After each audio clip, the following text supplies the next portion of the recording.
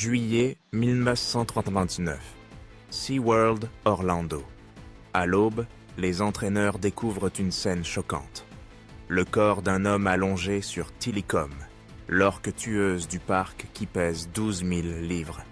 C'était Daniel Dukes, un vagabond de 27 ans qui s'était caché pour passer la nuit et s'était introduit dans la piscine avec un prédateur.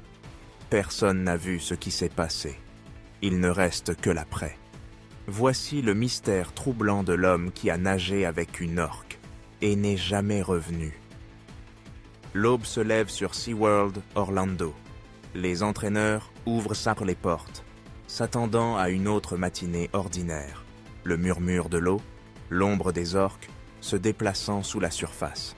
Mais en s'approchant de la piscine de Tilikum, quelque chose ne va pas. Flottant sur le dos de la gigantesque baleine, il n'y a ni jouet d'entraînement, ni débris. C'est un homme, immobile, pâle, appuyé comme une poupée cassée sur la peau lisse et noire de l'animal. Les entraîneurs s'arrêtent tout de suite.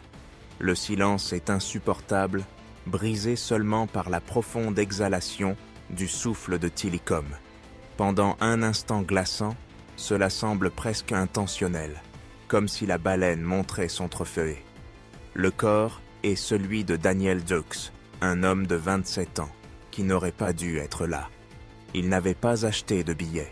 Il n'avait pas signé de décharge.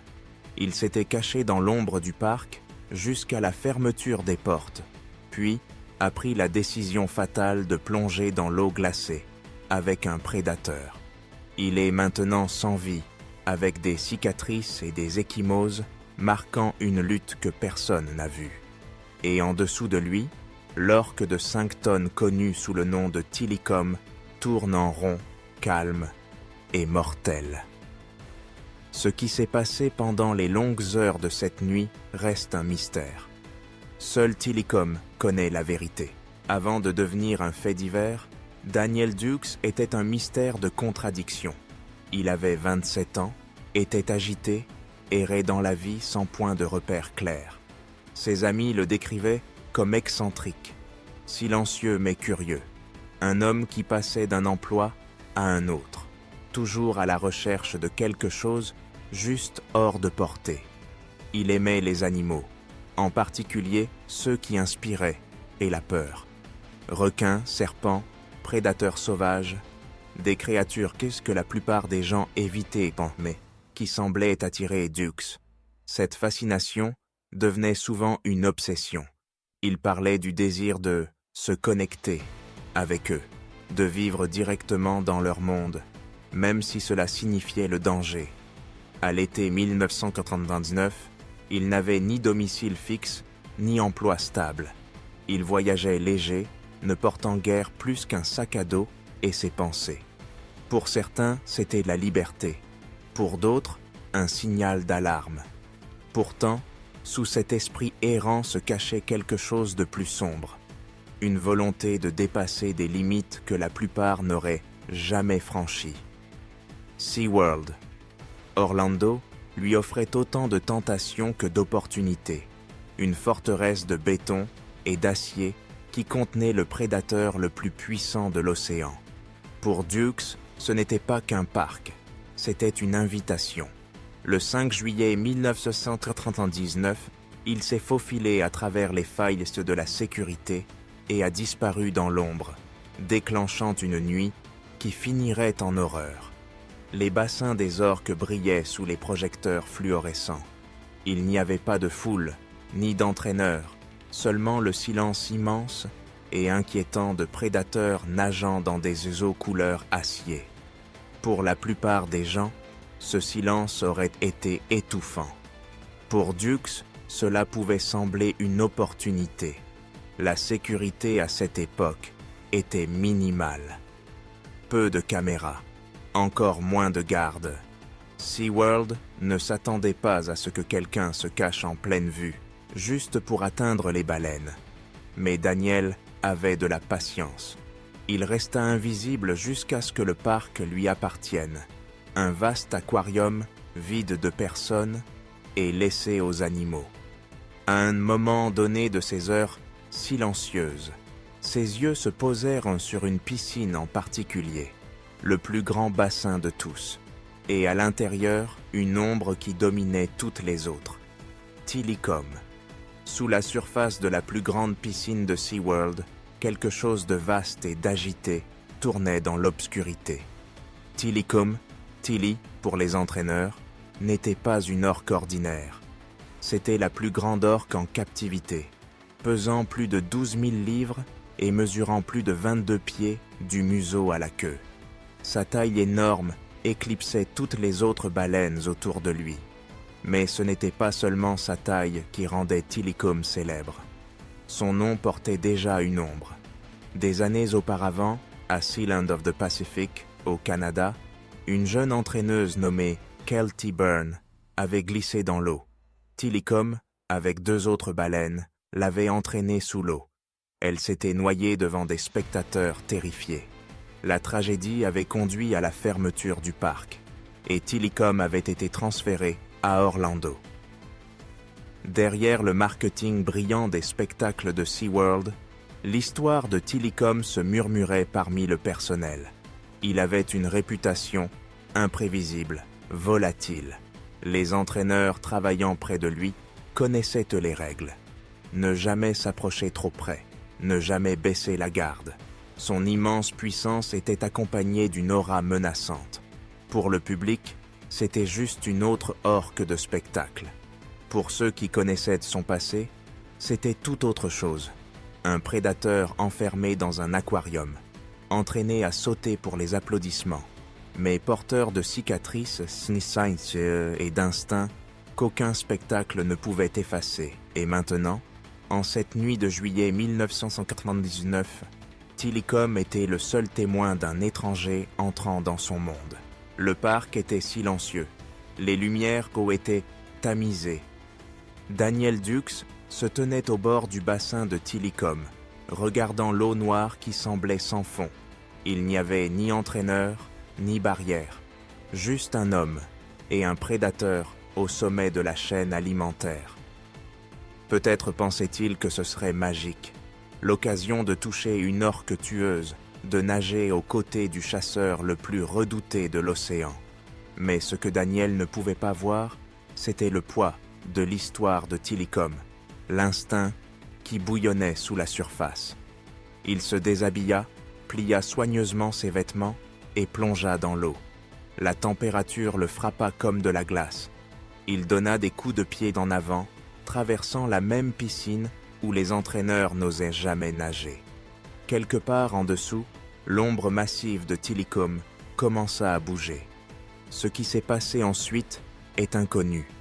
Il n'y avait ni caméra, ni témoin. Juste des spéculations. Tilikum s'est-il approché d'abord par curiosité, tournant autour de l'intrus? Daniel a-t-il essayé de le toucher, de monter sur son dos, comme dans une fantaisie imprudente? Ou l'orque a-t-elle attaqué immédiatement, le saisissant dans l'obscurité avec des mâchoires capables d'écraser des os? Tout ce que nous savons, c'est ceci. Daniel Dukes est entré vivant dans l'eau, et le matin, il serait mort, son corps brisé, flottant sur le dos d'une orque tueuse qui ne l'a jamais laissé partir. Aube à SeaWorld, le 6 juillet 1999. Les entraîneurs arrivèrent au travail en s'attendant à une autre journée routinière, une autre démonstration chorégraphiée avec l'orque vedette du parc. Mais alors qu'ils s'approchaient de la piscine de Tilikum, quelque chose les arrêta net. Là, allongé sur le dos de la baleine, se trouvait le corps d'un homme, pâle, sans vie, appuyé de manière grotesque sur la courbe de la chair blanche et noire, comme si c'était Tilikum lui-même qui le montrait. L'orque se déplaçait en cercle lent et délibéré, portant le cadavre comme un trophée. Le personnel cria, les radios crépitaient, avec des appels frénétiques à l'aide. Mais la scène était déjà irrémédiable. L'homme était mort, son visage méconnaissable, le corps meurtri et enflé. Marques de morsure, ecchymose, peau déchirée. Et en dessous de lui, imposant, Tilikum expirait avec un sifflement, calme, impassible, comme s'il savait exactement ce qu'il avait fait. Personne dans le parc n'avait vu Daniel Dukes entrer en cachette. Personne n'avait entendu la bagarre dans la nuit. Mais maintenant, les preuves étaient irréfutables, flottant à la vue des employés stupéfaits. SeaWorld ferma ses portes, désespéré de contenir le scandale. Mais les rumeurs se répandirent rapidement. Un vagabond était entré dans le parc, et Tilikum, la baleine au passé violent, avait réclamé sa deuxième victime humaine. L'horreur ne faisait que commencer. Lorsque les enquêteurs ont sorti le corps quad de Daniel Dukes de la piscine de Tilikum, la vérité de ses dernières heures était écrite dans ses blessures. Le rapport du médecin légiste fut brutal. Cause officielle du décès, noyade. Mais les détails racontaient une histoire plus sombre. Son corps présentait des ecchymoses profondes et des abrasions, signes d'une lutte violente. Ses organes génitaux étaient déchirés. Il y avait des blessures par perforation et des morsures compatibles avec les dents d'une orque, des côtes cassées, des tissus mous défigurés. Tilikum ne s'était pas contenté de l'ignorer. La baleine avait interagi avec lui, le mordant, le percutant, le traînant sous l'eau encore et encore, jusqu'à ce que son corps se relâche. Et quand tout fut terminé, Tilikum ne le lâcha pas. Le matin, il nageait encore autour de la piscine, portant le cadavre de Dukes comme une possession sinistre.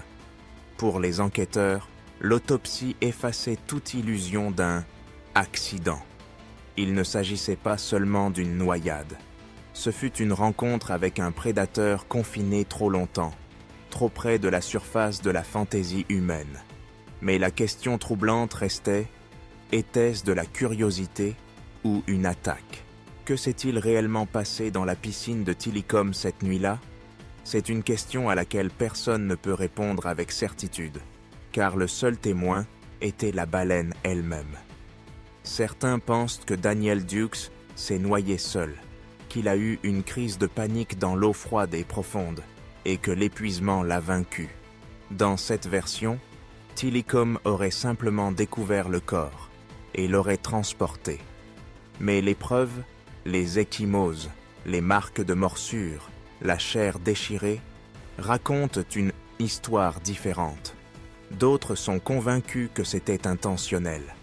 Les orques en captivité sont connus pour montrer de l'agressivité, attaquant après des années de confinement. Tilikum, en particulier, avait un passé. Il avait déjà été lié à la mort d'un entraîneur au Canada. Pour beaucoup, les blessures sur le corps d'Ahun de Dukes semblaient être la signature d'une attaque.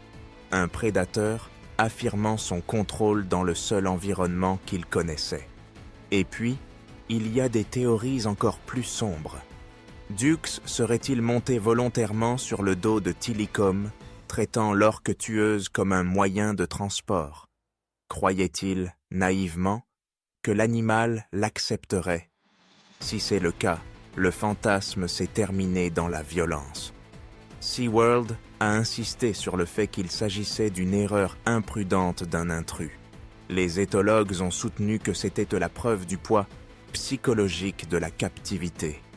Ce qui reste est une énigme non résolue, une qui brouille la ligne entre accident et prédation.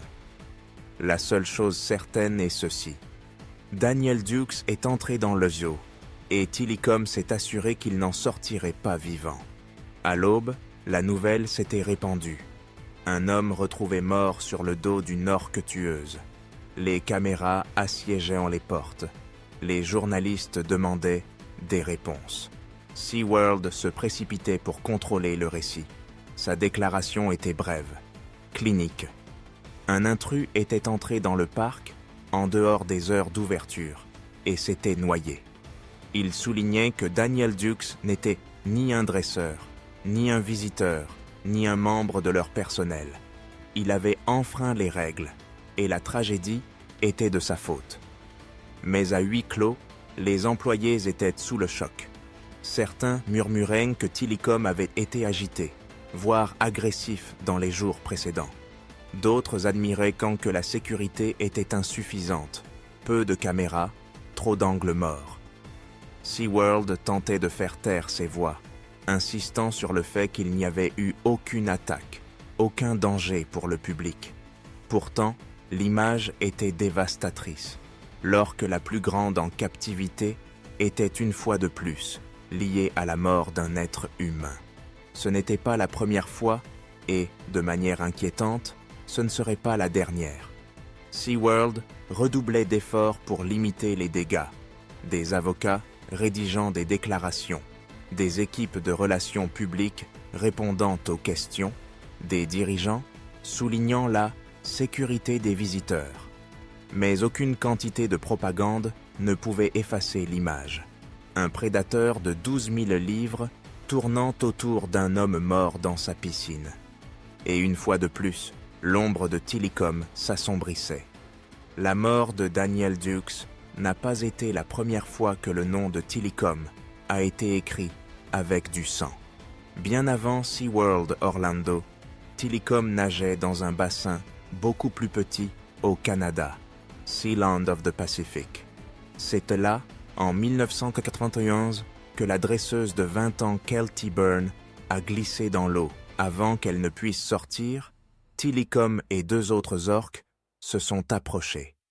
Ils l'ont entraînée vers le fond, bloquant chacune de ses tentatives pour remonter à la surface. Les témoins regardaient impuissants, tandis qu'elle criait à l'aide, tirée sous l'eau encore et encore, jusqu'à ce que son corps reste immobile. Cette tragédie unique a conduit à la fermeture de Sealand, et Tilikum a été vendu, envoyé au sud, en Floride, où sa taille énorme en a fait la star des spectacles de SeaWorld. Mais sa réputation le précédait. Les dresseurs avaient interdiction d'entrer dans l'eau avec lui. Il était trop imprévisible, trop dangereux. Pourtant, malgré les avertissements, il est devenu la star du parc, un symbole de puissance et de spectacle de 12 000 livres.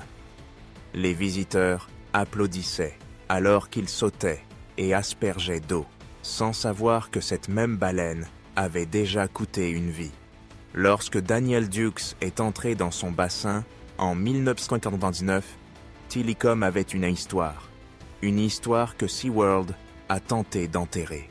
Mais la vérité était indéniable. C'était un prédateur dont les instincts ne pouvaient n'être domestiqués.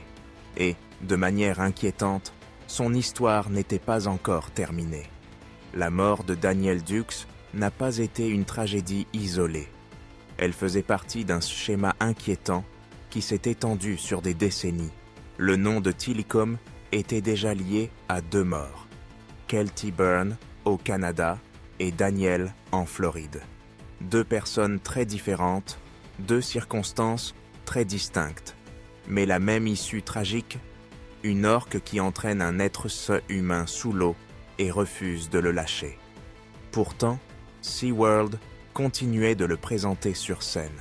Le public ne connaissait jamais toute la vérité. Il voyait des éclaboussures, des tours et des sourires, tandis que les dresseurs vivaient silencieusement avec la peur non exprimée que les instincts de la gigantesque baleine puissent un jour attaquer à nouveau. Ce jour est arrivé en 2010. Lors d'une représentation routinière à SeaWorld Orlando, la dresseuse principale Dawn Brancheau s'est agenouillée près de Tilikum, au bord de la piscine.